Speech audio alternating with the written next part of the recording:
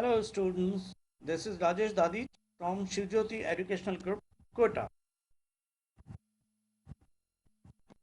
So today I'm going to summarize the first chapter of your book Flamingo, and the chapter is The Last Lesson, written by Alphonse Daudet. As you can see, there is a picture of a school classroom. Though this is looking like an ordinary classroom, but this is not.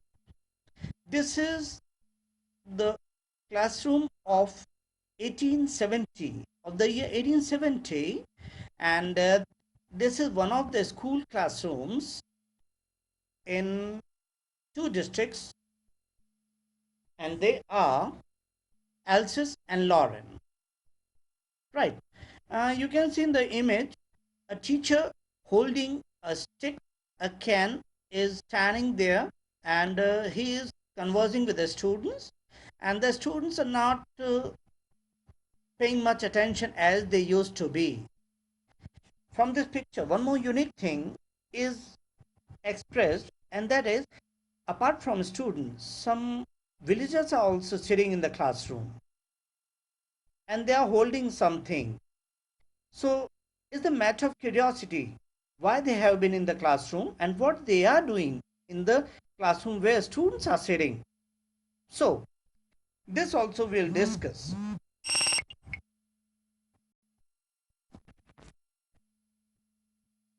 So you can see Franz is a boy.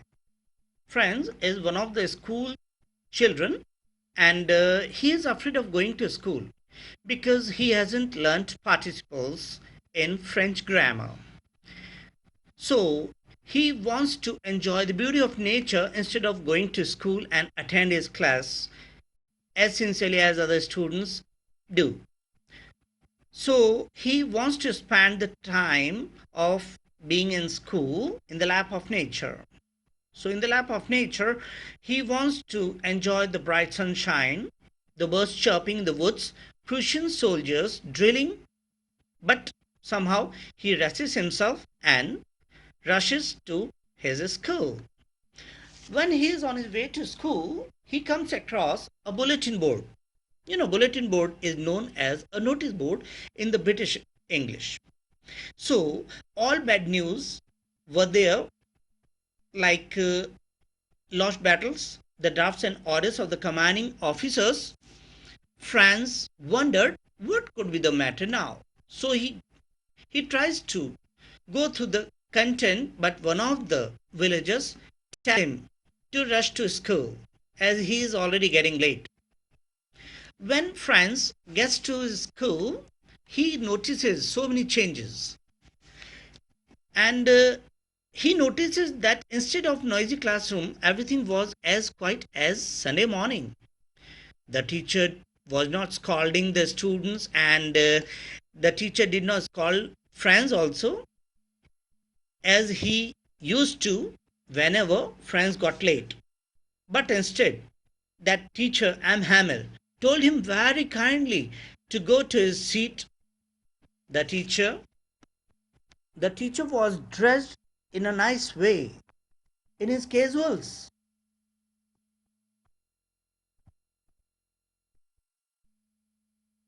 Villagers were sitting in the last benches, and they were there to pay tribute to M. Hamel for his 40 years of sincere service, and also to express their solidarity with France, means the French language.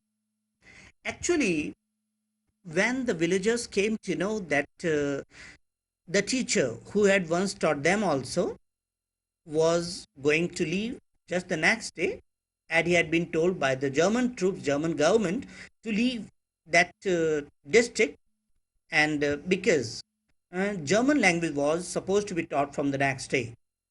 M. Hamel announced that this was the last French lesson. Openly, he made this announcement in the classroom. Franz realized that he did not know his own mother tongue. He started feeling guilty. He was repenting for not paying much attention to this language to his classes. He regretted why he had not taken his lessons seriously.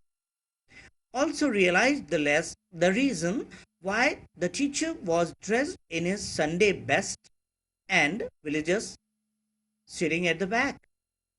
He didn't know the reason, but he was amazed why the villagers were sitting in the classroom, because they were never supposed and he had not seen them. Hamel realized that all three, means the children, the parents, and he himself, are responsible for losing respect and regard for the mother tongue.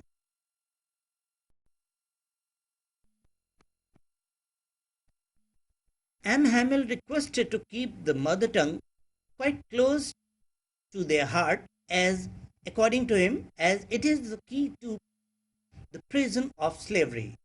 Hamel meant that if one knows his mother tongue, if one knows one's mother tongue, he can never be a slave to any outsider or any foreign invader.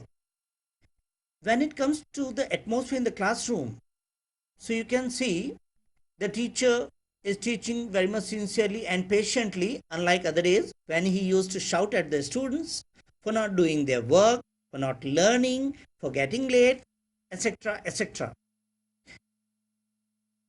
And he was teaching very much sincerely.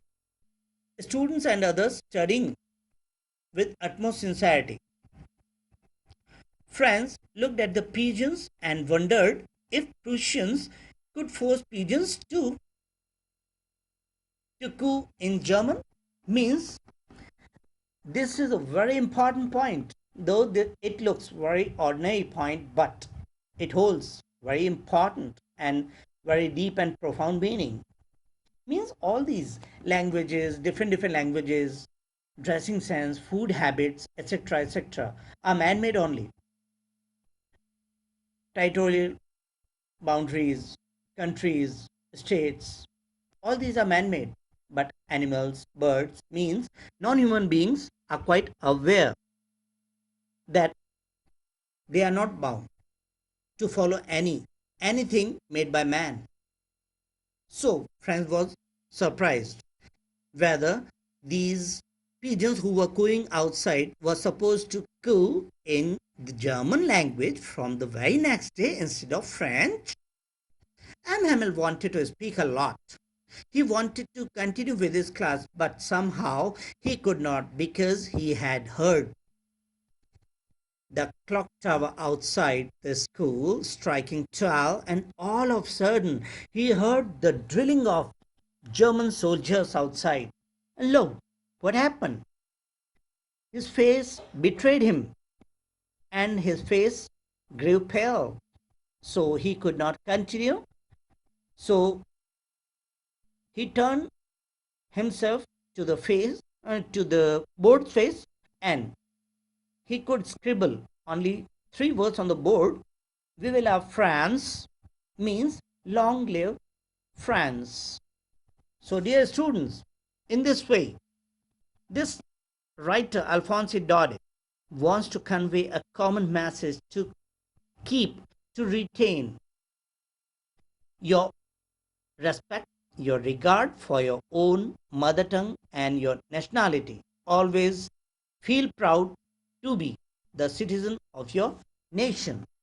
I hope you might have got the summary of this chapter. Have a nice day. Good luck.